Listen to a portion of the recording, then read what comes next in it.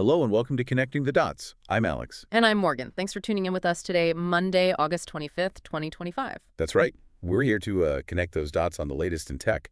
First, though, let's check in on the weather. Definitely. Here in Sacramento, well, it's another hot one.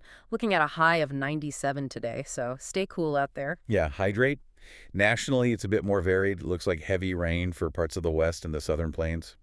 And some dangerous heat up in the Pacific Northwest, which, always raises concerns about fire starts. True. And actually, much of the lower 48 is getting some unseasonably cool temps thanks to a cold front moving through. So a real mixed bag. Okay, quick look at the markets. How did things close out last week on Friday? Right. So the Dow Jones finished at 45,631.74. That was up about 1.5% for the day and also up about 1.5% for the week. Pretty solid. Okay, nice. And the S&P? S&P 500 closed Friday at 6,466.91.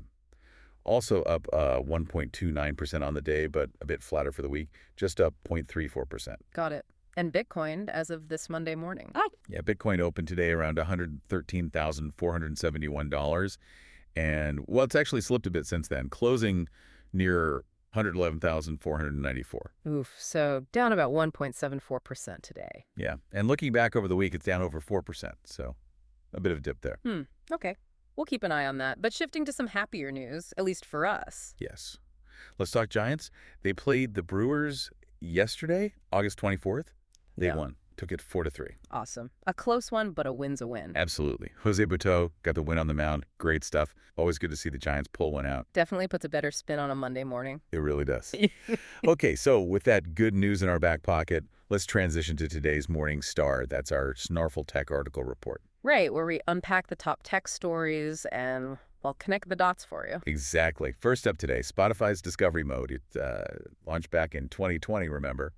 Caused quite a stir with those payola accusations. Oh, yeah, I remember that. And now, 5 years on, it feels like it's just part of the landscape. A new normal in music marketing, maybe. Seems like it. Let's just quickly recap the basic idea for everyone. Artists, or their labels, agree to get paid a lower royalty rate. In exchange for Spotify's algorithm giving their tracks a boost, specifically in places like Spotify Radio and the autoplay feature. Right, so visibility for less pay per stream. Now, that payola thing back then, it hit a nerve because traditional payola was, illegal cash for radio play. And this wasn't cash, but it was a financial trade-off. Critics jumped on it, saying Spotify was just like officially sanctioning pay-for-play, something that probably already happened under the table anyway. Exactly. But Spotify defended it, didn't they? Their marketing lead, Charlton Lamb, I think, framed it as accessible and democratic. Yeah, the pitch was no big upfront budget needed. Great for smaller, up-and-coming artists. Just agree to the lower rate, get heard more. Which, on the surface, sounds reasonable. But the industry, and even some folks in Congress, raised flags pretty quickly. The big concern was, would this basically become mandatory? Like, if you don't opt in, you just disappear. So artists feel forced into it, even if it cuts their already thin margins. And what about artists tied into older royalty deals? Could labels use this to basically pay artists less while still collecting their share?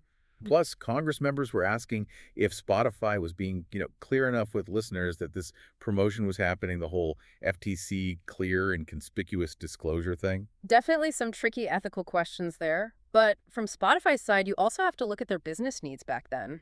Ad sales weren't great. Premium subscriber growth was maybe a bit sluggish. So finding a way to lower their biggest expense royalty payouts was, well, a pretty direct path to better profitability. It wasn't just about artist discovery. Makes sense from a business perspective, and now they seem pretty happy with it. It's easier to access through Spotify for artists for certain distributors anyway. And they tout the results. Joe Hadley, their head of artist partnerships, points to stats like users saving these songs 50% more, adding them to playlists 44% more. Following artists 37% more in that first month, those numbers do sound impressive if you're an artist trying to break through. And it's a big but. Reports suggest those Discovery Mode plays pay out around 30% less than a standard stream. Right, so you get heard more, maybe gain fans faster, but you earn significantly less for each listen during that promoted period. It fuels that whole race to the bottom worry for artist compensation. So connecting the dots here, for artists, it's this constant balancing act, isn't it? Exposure versus fair pay. A real double-edged sword. Totally. And for listeners, it makes you wonder, how organic is music discovery on the platform now? Are you finding music you genuinely love, or is the algorithm, influenced by these deals, subtly guiding you? Those concerns about unwitting listeners seem pretty valid. Yeah. And this fits into Spotify's bigger picture, right? Like their app redesign with those TikTok-style feeds, Smart Shuffle, podcast autoplay. Exactly. Recommendations drive almost half of all streams on Spotify. Discovery mode is just one, albeit controversial, tool in their massive algorithmic discovery engine. Something to think about next time Spotify serves you up a new track. Okay, let's shift gears from music economics to the very way we navigate the web. Right. Story number 2, Perplexity. They've just launched something called Comet. It's their first web browser, and it's powered by AI. And they're not shy about it. They're going right after Google's dominance in how we find information online. Yeah, the CEO, Aravind Srinivas, talks about transforming browsing from juggling tabs into, quote, single seamless interactions.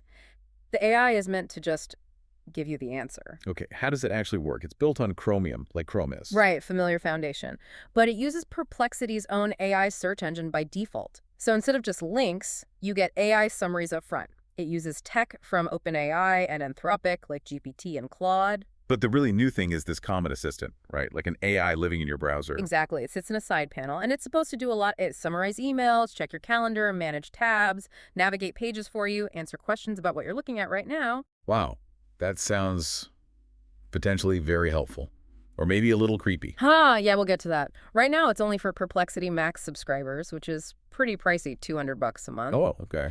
But they plan a wider rollout, a wait list, and eventually a free version. And you can import your stuff from Chrome, bookmarks, extensions, settings, which helps. So this feels like the next phase of the browser wars, but with AI as the main weapon. Totally. Google's putting AI in Chrome, OpenAI might be building a browser, there's the browser company with Dia.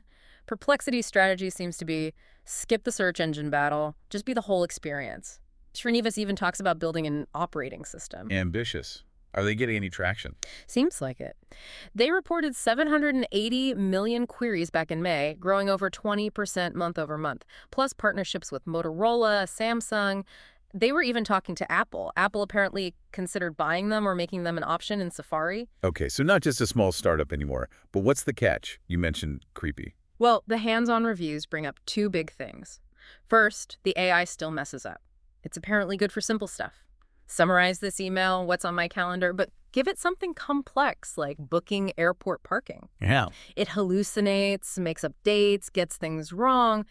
That reliability issue with AI is still a major hurdle for these kinds of complex, real-world tasks. Right, the hallucination problem isn't solved yet. What's the other thing? Access. To do all that helpful stuff, summarize email, manage calendars, Comet Assistant needs a lot of permissions, like view your screen, send emails for you, access contacts, add calendar events. Yikes. Right. That's a lot of trust. An uncomfortable level of access, as one report put it. Exactly. So connecting the dots for you, the listener, the potential upside is huge productivity gains, right?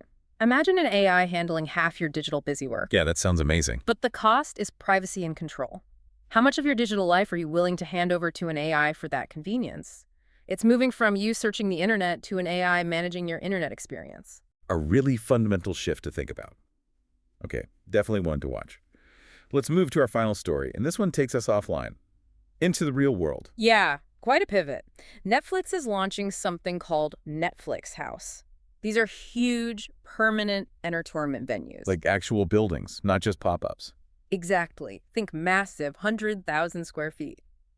Their chief marketing officer, Marion Lee, says it's about bringing fandom to life, letting you step inside the worlds of their shows. Wow, where are these going to be? The first two are opening this year, Philadelphia at the King of Prussia Mall on November 12th, and Dallas at the Galleria Dallas December 11th. Okay, Philly and Dallas first.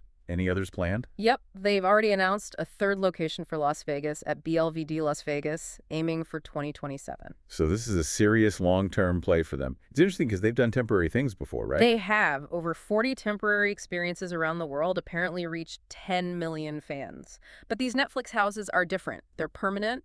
Netflix owns and operates them directly. So it's about extending the brand beyond just streaming, creating physical places for fans. Totally. And creating new revenue streams, too, presumably. Merchandise, ticketed experiences, food. It diversifies their business. Makes sense. What can you actually do inside a Netflix house? Is it Re- free? Entry is free, yeah. But then inside, there are paid activities, shopping, and places to eat and drink. And everything is themed around their big Oh, shows. like which ones? Oh, the big hitters. Wednesday, Squid Game, One Piece, Stranger Things, Love is Blind, Knives Out.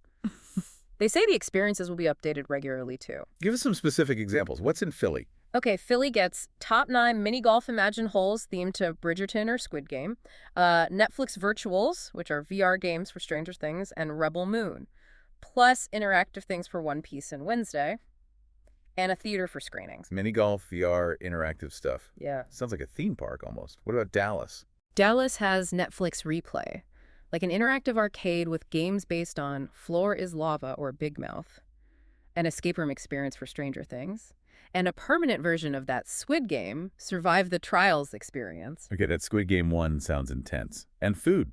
Both locations will have Netflix Bites, a restaurant with themed food and cocktails. So connecting these dots for fans, this is a totally new way to immerse yourself in the shows you love Yeah, beyond just watching. absolutely. It's interactive entertainment, merchandising, a whole physical experience layer on top of the streaming.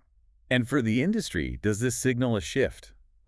Will other streamers start building their own real-world attractions, blurring digital and physical entertainment? It definitely raises that question. It's a bold move to translate digital IP into physical spaces on this scale. And for the cities, Philly, Dallas, Vegas, it means new entertainment hubs, jobs, tourism dollars. Yeah, a real tangible impact from a company we usually think of as purely digital. Fascinating stuff. Really shows how these companies are thinking beyond the screen now, trying to capture more of our time and attention and, well, our spending in all sorts of ways. Okay, so let's quickly recap. We talked about Spotify's discovery mode, that trade-off between artist exposure and lower pay, and how it's shaping music discovery. Then Perplexity's Comet browser, this ambitious AI attempt to change how we use the internet, but with big questions around reliability and privacy. And finally, Netflix stepping into the real world with Netflix House, creating these huge immersive venues based on their hit shows. 3 really different stories, but they all show technology, and the company's driving it, pushing into new areas of our lives, how we listen, how we learn, how we play. Definitely a lot to think about there, how these digital trends are increasingly shaping our physical world and daily choices. Absolutely, the lines just keep blurring. We're here to help at Snarful, so reach out on our website if you have any more questions.